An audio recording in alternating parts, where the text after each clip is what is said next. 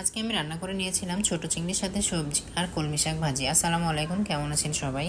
এখানে আমি সবজিগুলো সুন্দর করে কেটে বেছে পরিষ্কার করে ধুয়ে রেখেছি। মসুরের ডাল আর চিংড়ি মাছটা আমি পরিষ্কার করে রেখেছিলাম। এখানে তেলের ভেতরে আমি প্রথমে চিংড়ি মাছের সাথে হলুদ আর লবণ মেখে হালকা ফ্রাই করে উঠিয়ে রাখবো। তেলের ভিতরে আমি পেঁয়াজ দিয়ে হালকা ব্রাউন হয়ে এলে এখানে আমি পরিমাণ মতো মশলাটা দিয়ে কষিয়ে নেব। যেহেতু সবজি রান্না করব তাই এখানে আমি মশলার পরিমাণটা কমই দিয়েছি। মশলাটা কষে এলে এখানে আমি মসুর ডালটা দিয়ে মসুর ডাল সিদ্ধ হওয়ার জন্য একটু পানি দিয়ে বলক আসার জন্য রেখে দিব। এই তো ডালটাতে বলক চলে এলে এখানে আমি সবজিটা দিয়ে কষিয়ে নেব।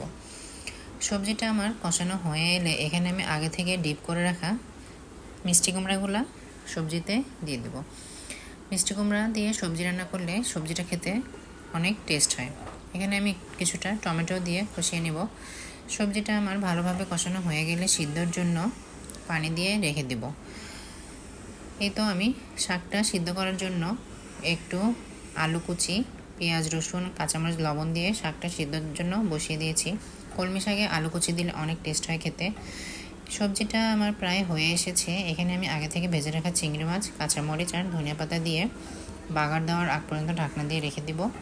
সবজিতে বাগার দেওয়ার জন্য আমি পরিমাণ মতো তেল, পেঁয়াজ, রসুন আর শুকনো মরিচ দিয়ে লাল করে ভেজে বাগারটা দিয়ে দিলাম।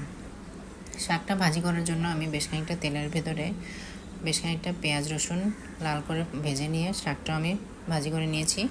শাক আর সবজি দুটাই আমার রান্না হয়ে গিয়েছে। আসসালামু আলাইকুম, ভালো থাকবেন সবাই, আল্লাহ হাফেজ।